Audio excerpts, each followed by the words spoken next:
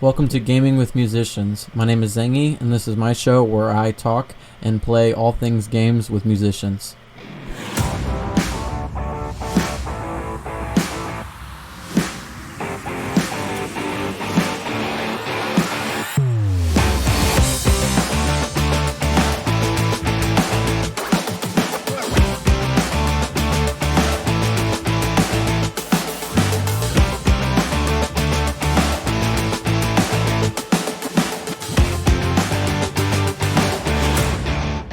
Today I have a very special guest, someone I've spent quite a bit of time on the road with, bassist of Death Angel, Damien Sisson.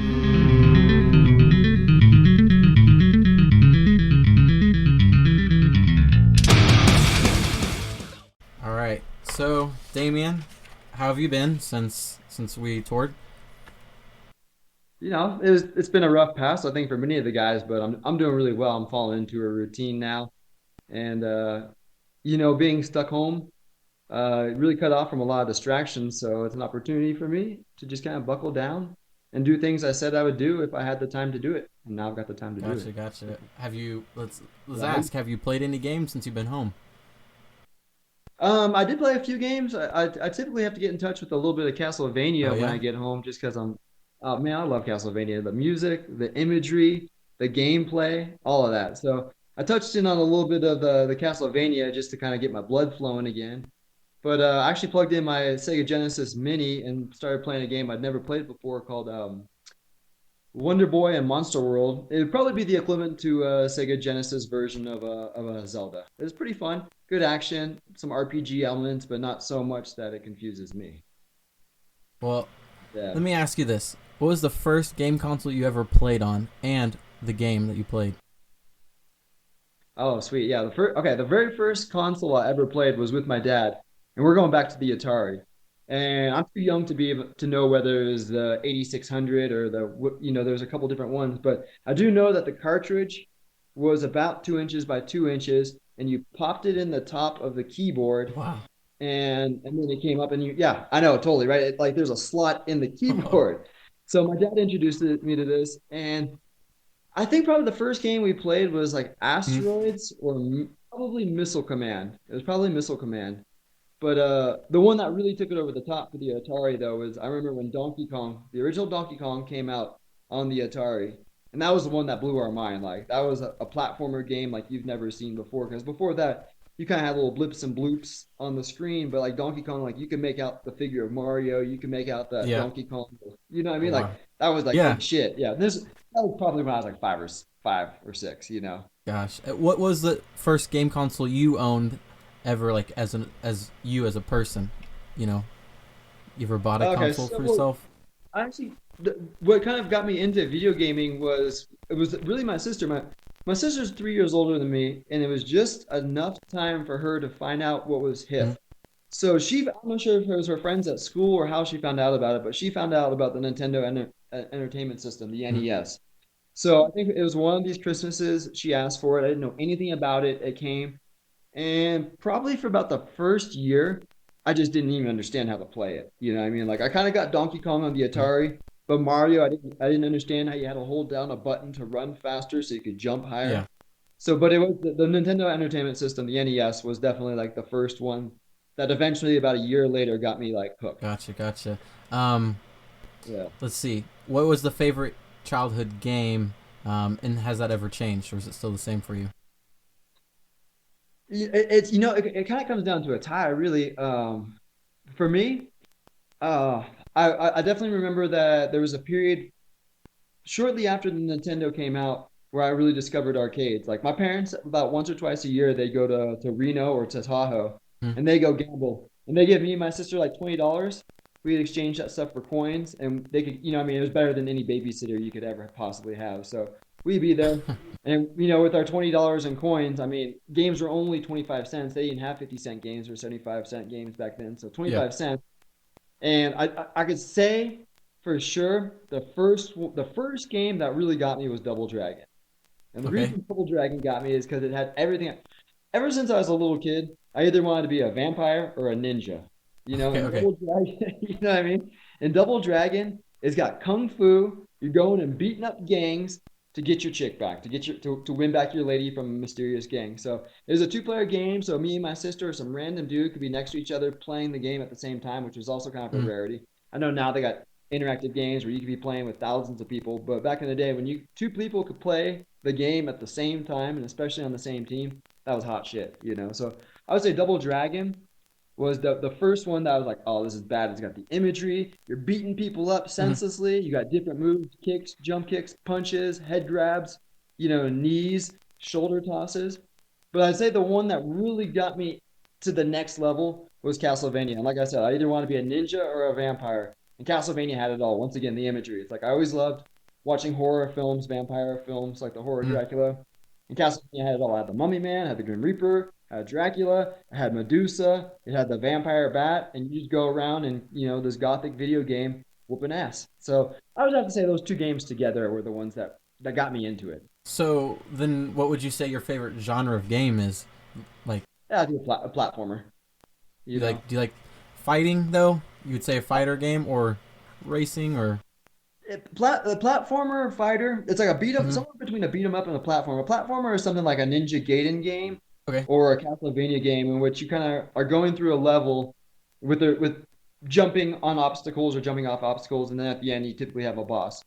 A beat 'em up isn't that much different, except for there's not as much jumping. Typically, a beat 'em up is kind of like sprawl Mm. forward and punch till you get the boss. The platformer, you might have to jump across some bottomless pits, or you might have to climb a ladder and things like that. But the beat 'em up, the shoot 'em up, and the Mm. platformer, I think all three of those, if they're out there, I want to give them a whirl. Gotcha. What would you say is the game that you have played the most? Like Castlevania. played repeatedly over and over? Definitely Castlevania, and probably even the original Castlevania. I think the original Castlevania came out in '86, and obviously it's a stripped back 8-bit video game, Mhm. but the mechanics of the game are still tight. The challenge is still like still a good challenge. Like I'm never gonna go and do a no death walkthrough in a Castlevania game. I Right. might do like a no game over, possibly, but Castlevania 1, I mean, I'm always gonna go through it. I'm gonna die. I'm gonna get stuck somewhere. A floating Medusa head's gonna knock me into a pit or something. So Castlevania has definitely got to be one of the ones, and it also has so many sequels that I continue to follow up to a certain point. I mean, they had Castlevania, Simon's Quest was the sequel, then they had Dracula's Curse, and that was the shit. I remember my parents got me that for Christmas, and Christmas and birthdays were the only time I could afford video games. Okay. Typically, I Yeah. had something Santa, or that was the only time I couldn't afford them otherwise. And I remember when Castlevania 3 came out, like for about a week, maybe even like a week and a half, I was like the coolest kid at school. Definitely, like people were Yeah. coming up to me, brown nosing me, want to borrow it, want to come Oh. up and see if they can play that one. Oh Definitely, man. like that was the one. But even past that, then the Super Nintendo came out. They had the Super Castlevania. The Game Boy came out. Those were kind of garbage. And then I even followed it. I usually don't go past the Super Nintendo, the Genesis, but I like the Castlevania so much that I had to follow it on the PlayStation. I played the Symphony of the Night as well. Subsequently, what I found as I started to get back into video gaming, there's like a good period of my life where I kind of stopped video gaming, mostly because I was playing music. I was in college. I moved to Mhm. San Francisco, life things. And then I kind of came Yeah. back to about or my early 30s again. I just loved all the games all over again. And what I found out when I started getting back into it is that there's a lot of reprogrammers and independent people out there who hack the Castlevania games and have made all new games out of the original game. So I've even gone through and played all these hack ones that with different bosses and different layouts. I mean, the level structure more or less follows the Mhm. coding, but they're able to change platforms and sprites and stuff like that. So when you take it all into perspective, I probably played Castlevania more than anything else. So on that, have you've beaten them all? Yeah. There was another one for PlayStation called Castlevania Mhm. Chronicles. Incredibly difficult, like ridiculously difficult. That was like one of those games where I'm more likely to break my system than I am to beat the game. Okay. Gotcha. I mean, it's like So frustrating. are would you say you're more of like a solo like campaign player, or would you like rather play like Mortal Kombat, Street Fighter, and just play multiplayer and just fight each other? There was definitely a period when I got okay. So the Super Nintendo, that was the big upgrade when I was a kid, and I remember I had to hold on to the Nintendo until the price dropped. The Super Nintendo was 149.99 at Walmart. And then after about a year, it dropped down to $99. So I was kind of like, I don't got that type of cash. I'm not going to worry about the Super Nintendo. And then it dropped down to 99. And I think I had a birthday probably coupled with some money left over from Mhm. Christmas. And I was shopping. I used to go fishing too. So I was shopping for some lures at the Walmart, and I saw that the Super Nintendo had dropped down to $99. So I was like, oh shit, I gotta grab this. So I got that, and that was a game changer because then yes, you got the 16-bit graphics.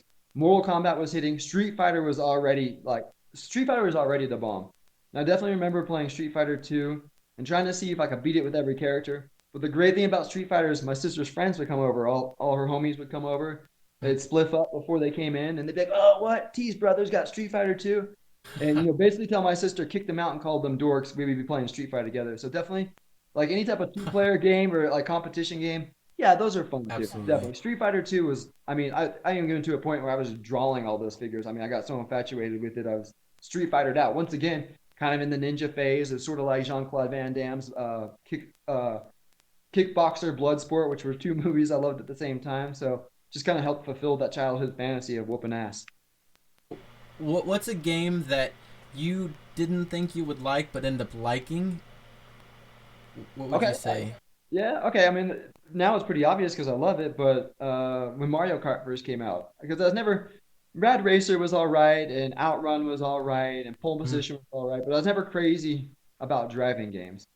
And then I Yeah. remember a friend of mine at school, he's like, "Oh, Mario Kart." He's like, "You want to check it out?" I was like, "Whatever. I mean, I'll just check it out." So we traded games for like a week or two. I forget what I lent him. I can't even remember.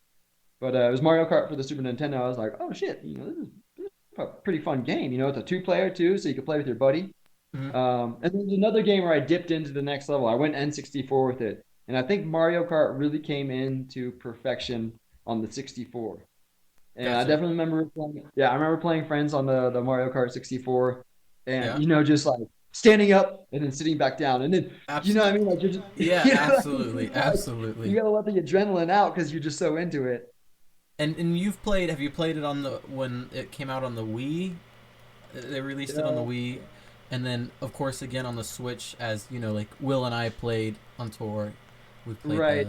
the Mario Kart. I own the Wii, but I've never played it, It's so I it's haven't played it with on the the Wii. controller, because your controller has to tilt, and it's just it's too much. I don't know. It's Yeah, it's it's it's weird. It's a lot it harder. took it a bit. Yeah, it takes a little fire from me. But I've seen you guys play the Switch. I mean, I think the Switch is brilliant, especially because you could get the old catalog of video games. I think there was one morning or one afternoon where I was sitting there and you had your Switch set up and Uh-huh. Double Dragon was there. And man, I had to go at it, man. I love fucking Double Yeah. Dragon. The Switch is brilliant. Oh I love man. it. I just don't have one, So and I really, go ahead. no, go ahead. No, no, finish.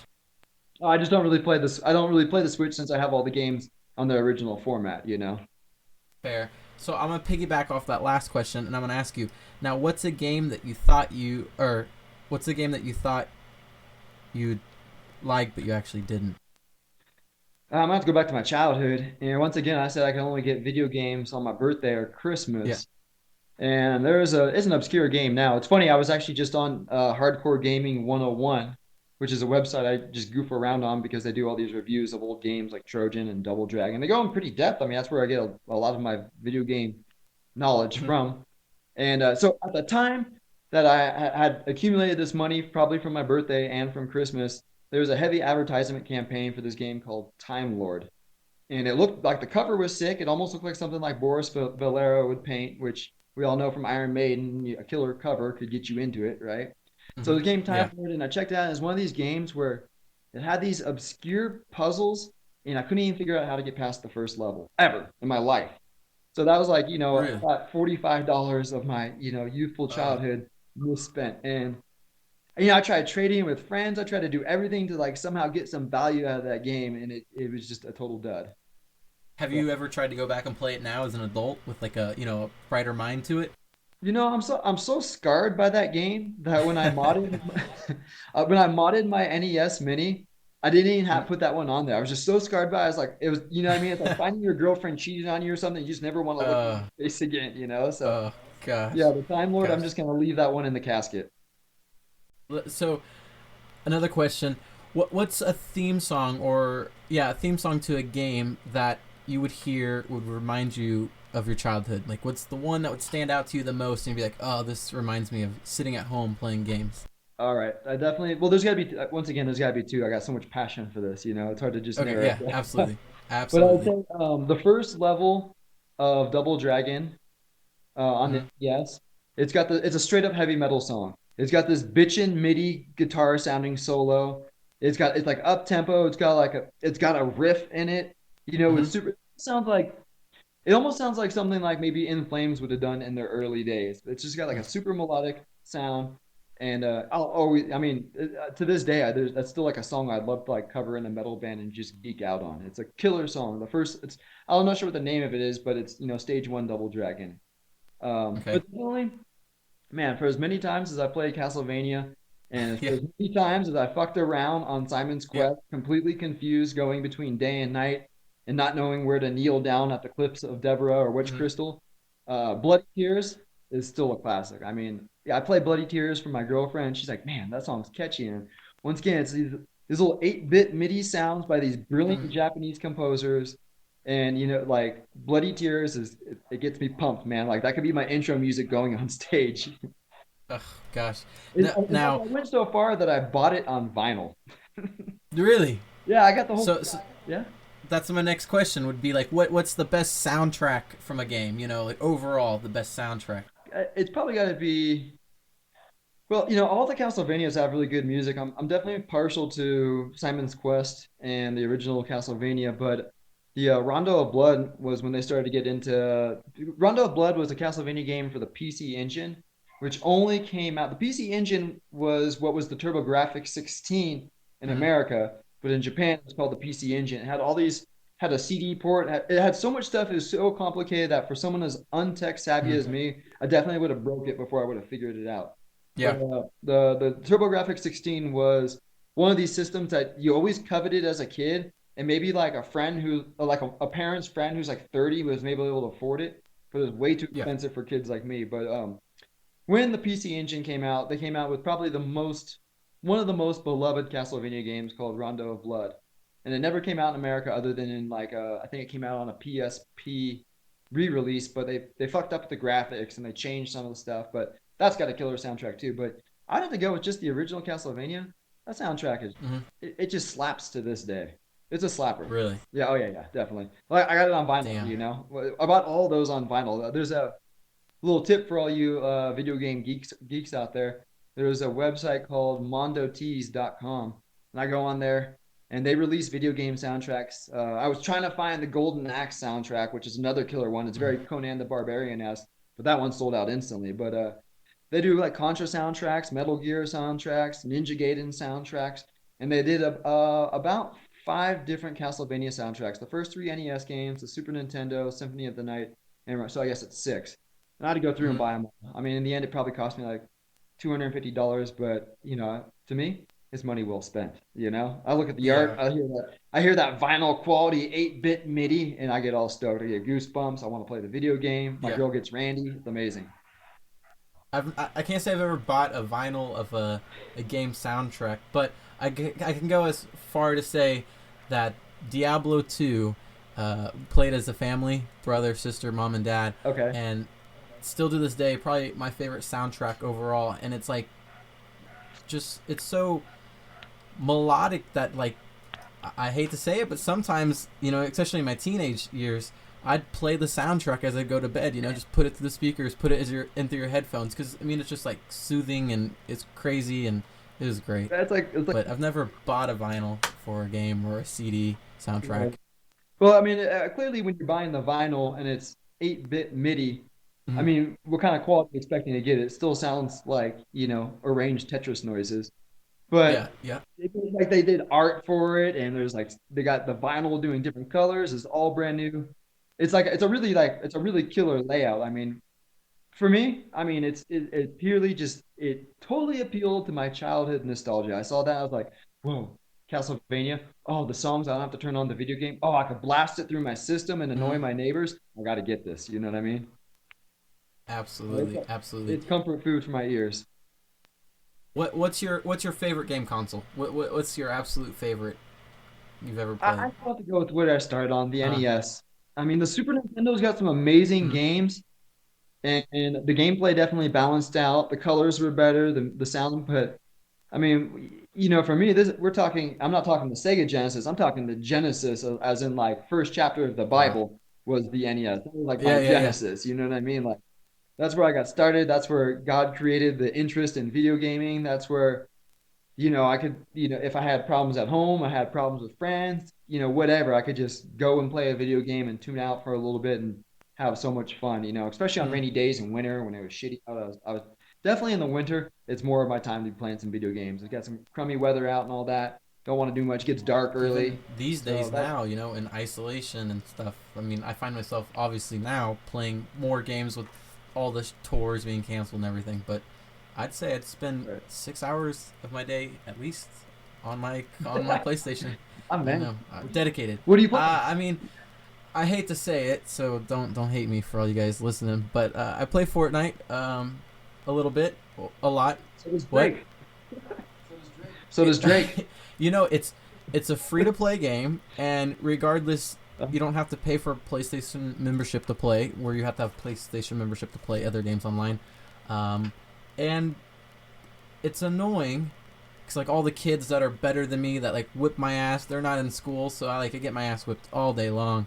But it uh, just something about it makes me want to keep playing. But then like I also play Call of Duty, and I've been playing the new Warzone oh yeah. that's free to play cross platform. But that one, What was that last one? it's free to play. It's Call of Duty Warzone. It's cross platform, so Okay. just like Fortnite, so I can play with people on their computers and stuff like that. But that one just pisses me off easily frustrated. Oh, I know the It's feeling. Yeah. Man, I remember when Call of Duty first came out on the mm-hmm, PlayStation, and they have all those polygonal mm-hmm, graphics, and like, I mean, obviously it was the first PlayStation, so you like jump over a hill, and all of a sudden you'd be on like the weird side of the polygon, and then you get taken out by some enemies, and then the screen would adjust. But it's amazing how that franchise has just continued to build and build and build. That first person shooter, right? mm-hmm. Yeah. Absolutely, absolutely. Uh, Let me ask, what's your favorite character to play in games, and what's your favorite villain like from all the Okay, games you okay, played? okay. Well, gosh, I mean, I'm not gonna say Dracula is my favorite villain because to me he's kind of the good guy. I just gotta go whoop his ass. But in the Contra video games, they always had the Yeah. yeah, Contra had the Vile Red Falcon, which I Uh-huh. always loved Ridley Scott's Alien and James Cameron's Aliens. And if you ask me, like Contra was basically Alien and Aliens plus Arnold Schwarzenegger's character in Predator. Okay. So for me, it's like I got to fantasize that I'm like Arnold Schwarzenegger, but I'm going in an alien movie fighting the Vile Red Falcon. So I think as far as like the ultimate baddie for me has got to be the Vile Red Falcon from the original Contra. But as far as my favorite good guy, I gotta go with probably Double Dragon simply because in the Castlevanias they kept changing the protagonists. You had Simon, you had Mm-hmm. Trevor, you had Christopher, you had Richter. Whereas Double Dragon, it's always Billy Lee and his brother Jimmy Lee. And as far as like for me, being a streeted out dude who once again grew up on kickboxer and blood sport and entered the Dragon, and the Warriors, not the basketball team, which I do love, but the movie by Walter Hill, The Warriors. Billy Lee embodies it all. He's got the denim vest. He's got the denim Mm-hmm. jeans. He's got the white tank top. He's going around using martial arts to do head grabs and kicking ass to get his girl back from a Mm-hmm. gang. I mean, like, that's like for me, that's the perfect movie plot. Like, let me star in Yeah. that. Absolutely. Even today, even today on stage, if you were to look at me on stage in Death Angel, I'm actually wearing the Billy Lee outfit. Okay. You know Yeah. what I mean? I got the denim pants. I got the denim vest with the white t-shirt underneath. Like I basically lifted my style from a video game. Fair enough. Fair enough. Um, this is a weird question, Uh-huh. and you might not have an answer to it, but have you ever played a video game where you wish you could like live in that world for like a day or two and like live that life of that character? If there's like kind of four worlds I would live in, I mean, the Double Dragon once again, it's so streeted out. It's so me. I would definitely do the. That would be a cool world to live in. Having ultimate martial arts skills to beat up bobos and machine gun willies and everything like that. Yeah. But I love the gothic nature in the Hammer film horrorness of a Castlevania. So it'd be kick ass Hmm. to be like in, Castlevania 3 with, the sorceress girl, Sypha. So, I got my girl with me. I'm Yeah. fighting evil, going through, whooping, Hmm. some Medusa heads and some, bone dragons. But Contra too. I mean, that's another one. That's like a Hmm. bro game for me. Like I could just see like me and my bro getting some machine guns, going into forest, shooting up aliens. Like as long as we didn't die, that Hmm. sounds killer, Yeah. right? You know. And then as far as like the solo adventure, Ryu Habusa and Ninja Gaiden was always a pretty sick ass dude trying to avenge his father. Once again, he's a ninja. He's got ninja skills. He got a little bit of mysticism to him. So like any four of those games had just the right amount of plot versus gameplay where I'm like, man, that'd be kick ass to be, Hmm. living that life as opposed to going to school and trying to understand long division. Gotcha. Do you How about play you? any what a game I would want You to live in? yeah, yeah, yeah. Oh man, that's a hard one. Um, for me, I would almost say like Grand Theft Auto. You know, Oh yeah, yeah, yeah. Okay, okay, yeah, yeah. That is you know, sick. because you could pretty much do anything you Right. want, and if you could just run away from the cops for 30 seconds driving through, the field and stuff, and then all your problems are solved. Why not? But Right. I'm not What saying was that your I would favorite Grand commit crimes. What? What's your favorite one of the Grand Thefts? Oh, see, I out of the early ones for me, I call it early Vice City, but Uh-huh. probably Yeah. out of all of them, I'm gonna pick Grand Theft Auto 4. I like the whole like Brooklyn map, and I mean, because 5 takes place in LA, but that map is massive, but it's mostly desert, barren land, and I'm not a desert person, so I like the Grand Theft Auto 4. It's small, but it's a good map. I feel you. I feel you. Probably my Yeah, those are favorite fun games. I remember I had cars. a roommate. I had a roommate who had got the I think he had PlayStation 3 or 4, I can't even remember. Hmm. But he got the Grand Theft Auto 5. And I mean, we would just geek out. I could never play it. There's too many buttons on the PlayStation 4, but we would roll one up, Hmm. smoke it to our head, and I would just laugh at him shooting kids and girls and blowing up cars and Yeah, stuff like that. Like definitely by the time it got to 4 and 5, it's just fun to I, watch, I think you one of my know? favorite things to do if I play Grand Theft Auto 5 is like get in a military jet and then like because it's online with other players, so you just find them on the map and just Uh, take them out with missiles and just shoot them, and everyone gets all pissed off. But it's the only oh, thing to totally. do anymore. Have you ever played a scary game? Like for me, there's Five Nights at Freddy's. I'm currently playing Dead by Daylight, but I guess as a child or teen or even now, you've played any scary games? Once again, I dipped in like just the teeniest bit on the PlayStation. I think there's really only on the PlayStation. I think there's only four games I really played, and that was the Mm-hmm. Castlevania, and then Resident Evil 1 and 2. Oh, Those were like that was like the brand new yeah, I thing. can't play Resident Evil. And I think I discovered those in the wintertime too, so it's getting dark early. And there'd just be scenes in the Resident Evil, and especially in particular Mm-hmm. Resident Evil 2, there'd just be like the way the zombies jumped out at you Oh yeah, or the noises that would happen. Like it felt like you were watching a horror movie. Like I'd have to like sometimes I'd have to pick up my controller because I dropped it, like yeah. that one definitely had like the spooky, creepy feel to it. And also too, because you might enter a room in your vision, you don't have any peripheral. Mm-hmm. So Yeah. like you might realize you're getting killed, and you're like, where the heck is this? You're trying to look left or right, and all of a sudden you see there's like seven zombies on you from your left side or whatever. Mm-hmm. So that game was. I still think those first two original. I haven't played anything since, so they might still be great. But those first two Resident Evils were kind of game changers.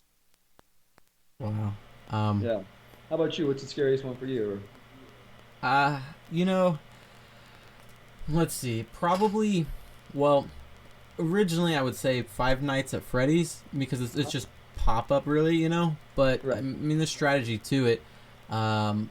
But right now, I mean, this is the only thing I am playing that's scary. Is uh Dead by Daylight, and that's they have there's 4 people in a team, and you have to like repair these generators, and once you repair 5 generators, then like you can open the 2 gates or 2 doors to get out of the map or whatever. But you have various killers from like Leatherface to Scream to like a Awesome. Demogorgon from just and then just some terrifying looking ones, and they all have different abilities, and some of them can like crawl up behind you without you hearing them, and Right. there's like a heartbeat, so when they get close to you, you hear this heartbeat and it gets really loud, and then like but if they're in like stealth mode or something, you can't hear it, and then you have third person as the survivor, but the killer only has first person, but you can't see behind you and you can't hear them, and they just come up, and it's I scream all the time, and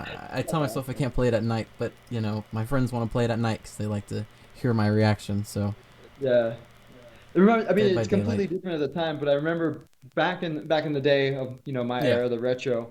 One of the games, it wasn't necessarily scary, but it had a little bit of more gore than the other games. Was Splatterhouse. I think they had a Oh. Splatterhouse 1, 2, and 3, and that was one that I think was for the TurboGrafx as well. But I remembered it on the arcade. It was one of those ones where you go to a Scandia or you go to Reno, and it was in the Mm-hmm. arcade.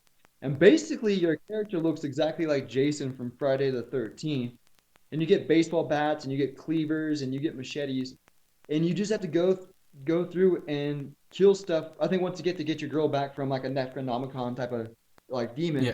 but every time you use the cleaver or you use the machete, you use the board to hit something, Mm-hmm. it like splats like green or red or purple blood all over the backgrounds Mm-hmm. or on the ground. So it was like a super gore. It was like the first super gory, like intentionally scary video games. Uh, and I've got that on one of my, I think it's on my Nintendo. I had extra space on my Nintendo Mini, so I had the dude who modded it put some of the 8 and 16-bit games from the TurboGrafx on there. And it's a pretty fun game, but yeah, it's never gonna make you jump. Other than it's gonna make you jump when you die because you didn't want to die. But it's not like creepy. It's more just like the Mm-hmm. first gross type of video game I could really think of. Didn't also wasn't Nintendo, so it didn't have like Nintendo's always got it's always got to be family appropriate, right? Mm-hmm. Yeah. It's got to be like suitable for all ages. So there was never any blood, never any religious symbols, never any female nipples or anything like that, or on the never any girls' booties or anything like that. So like this one came out from a different platform. So finally you got blood, you got splatter, you Mm-hmm. got like heads getting lopped off, and that was like the Next first. level stuff. Yeah, yeah. I mean, I at the was like, time, right? I mean, now it's yeah, nothing. yeah. I hear in Witcher you could go to a bar and get drunk and go to a brothel and like proposition prostitutes. So it's come a Speaking long of that, way. do you watch Netflix? Have you watched the Witcher series? I've been hearing good things about it, and Great. I like the It's great. actor. I got kind of interested in the actor in the Superman movie, but to be honest, I'm gonna save that for the next time we go on tour, and Mm-hmm. I'm gonna tell my girlfriend to watch it so that she could have some man action on TV Mm-hmm. while we're on tour, and then Yeah, yeah. if she approves it, if she approves it and she likes it, then yeah, I'll check it out. But I have a friend in Germany, and God, she could be playing the game while watching the Netflix on the separate TV. Oh She's so man, into it. It's awesome. Yeah. I've never played The Witcher, but watching the series makes me want to play it because the series is just incredible. Let me ask you, because this is like probably the most typical thing that happens to anyone that plays video games. What's the game that pisses you off the most? That makes you want to just smash, or maybe you have smashed your controller, and just break shit. Oh man. Uh, Definitely as you get to the later levels in Castlevania 3, Mm-hmm. those later levels in Castlevania 3 definitely get beyond tedious to straight Mm-hmm. up frustrating. Like, uh, and I think even today, if you were to ask my girlfriend, she'd be like, yeah, yeah, Damien's temper comes Yeah. out. He gets angry at the video games. And it's just like there's a point in video games. It's like I like a Mm-hmm. challenge, but I don't want it to be stupid Yeah. difficult. You know what I mean? And when we talk about stupid difficult, I could definitely say the final level of Ninja Mm-hmm. Gaiden. Now, as you get to the final level of Ninja Gaiden, it's one of these levels that the game's already tedious enough. Like every bat and every ninja is always placed at such a point to make you fall off the edge of a cliff and Okay. die instantly. But this is one when you finally get through all these challenging little platforms, you get to the boss and you kill the boss, who's incredibly difficult, and you show up with low power. You kill the boss only to find out he's got a second form. Now, Mm. typically when you die at a final boss, you get to pick it right up, you know, right before the boss or at the boss and try it again. Well, this so happens that you got to start all the way back at the beginning of the Hmm. level and go through all that tedious process again. So if you ask my mom, she probably knows better than me how many controllers I've broken. But there'd be times where I'd be using the control pad like a whip, and Yeah. just smash it on the floor because I was so frustrated. I got a little bit more restraint now. I'm Oh a man. mostly act like an adult now, and now I just scream at the television like as if it's a sports game or something. But So speaking definitely of want that, to. then speaking Yeah. of that retro game and later released on PlayStation 2, I believe, Dragon's Lair. You go so far, you hit the wrong button, and you start all over. Like that's That, a game changer. that was that was a game that I think you slowly got interested in because the graphics were cooler than anything you'd ever Hmm. seen at the time because they were basically cartoon level graphics, you know. Hmm. And I remember it was also the first like $1 video game. Like I remember going to like Pier 39 in San Francisco. They had a video game section that I think is now the Hard Rock Cafe, and they had the Dragon Lair, and you pump in $1 just to check it out. And it's like if you didn't press up or down at like the exact moment it wanted you to, the dude does Yep. the little spin around or whatever, Hmm. and yeah, you start back over. I'm like, man, that was a fucking dollar. I could have been on, Double Dragon for 30 minutes by Hmm. now, and that just lasted me 2 seconds. We Uh, owned it on the console, so as a kid, you would just get a piece of notebook paper and write down everything, and you just try to yeah, remember when you die. You can't. Oh, it's not this. It's not up arrow. You try down arrow and right, all that. right, But I don't think right. I've ever beat Yeah, it. it was impossible, right? Did you ever get through it? Absolutely. Nope. No, yeah, Nope. Not that I remember. At yeah, least I can't say that I have. No. yeah. Nope. I could say another game that has definitely got my blood boiled is NBA Jam. It is not playing against the computer, but I've got a roommate, an old roommate, a really good friend of mine. We love basketball and we all those type of things together. And so we would watch basketball games, and then at halftime, we'd plug in the Super Nintendo and play some NBA Jam Tournament Edition. And we would get heated. I mean, we'd be standing up, sitting down, standing up, and Oh sitting yeah. back down. And I remember one time we were getting so into it, our landlord lived above us, and he comes running down. He's like, "What's going on? What's happening here?" We're like, "We're just playing some video games." He's like, "Oh, dude, I thought you guys were getting in a fight, man. Like, it sounded like a we're like, oh, dude, you want to get in?" He's like, "Oh yeah, let me get on some NBA Yeah. Jam." Pretty soon, all three of us are yelling at each other over this game because that we would play with the hotspots. So like, you could have a 6 point lead, and then an 8 point hotspot would come, and you land on that, and you take the lead by 2 points with these little hotspots. So you think you're in the clear, and the game has seasons. So you're trying to like have the best record, not just to win the game. And so you think you got the game in the bag. And the game always had this way of putting an 8 point hotspot in like 2 seconds before the fourth quarter was over. Uh. So like you're like, I got this. Oh This is man. it. And then your boy would come up, hit that hotspot, drain it. You have no chance to inbound the ball, and it's game over. You're like, my 7 point lead just turned into a 1 point You, deficit, you ever man. let You a know what I game mean? ruin a And it's like, friendship? oh, we'd be like, oh man, we would get it would get like I said, man. Like if you listened in on what was happening, you would think we're getting in a physical fight. You know what I mean? God. Oh man. But it was a lot of fun. And then we go back and watch the game, and and be like high five each other. Definitely. Definitely. Oh man. I'm out of questions. I don't have All anything right, else. Yeah. mom. Well, thank you for being the first guest on this, and hopefully first of many. Hopefully this Yeah, works. Um, Thank you for giving me time in your day for this. I hope maybe down the road you come back for another episode or something. We talk about something else. Um, that'd be awesome. but until then, thank you. Thank you so much. Enjoy time at home with your chick, and I'm ready to get out on the road and get out of here. Probably just as Yeah, much as you are. yeah. It's been a pleasure, man. I really enjoyed doing this. I'm looking forward to this thing launching, and I really think that there's a lot of gamers and a lot of metalheads and a lot of musicians out there who are gonna enjoy this, and I think you're gonna be able to find some good connections with some more people, and I think it's gonna take off. So, in the Yeah, I hope this meantime, just takes everyone back down memory lane, and just kind of absolutely just brings out the kid in everyone. Because right now, everything's too crazy in the world. So it just needs to right. take a Right. step back and take a breath and enjoy life. Absolutely. And yeah, definitely. I mean, like this has been a lot of fun. I got good feedback on the Instagram, but hopefully we get through our little pandemic here that's going on worldwide. You know, I love being on tour. You know, I love being on tour with you. You know, you're one of my favorite dudes out there. Yeah, Always got a good absolutely. attitude. Thank you. Always killing on the lights. I'll try. Always, one way or another, you're always making Whoa. me laugh and giggle. You know what I mean? So I'm looking forward to get back Yeah. out there with you and doing what we do.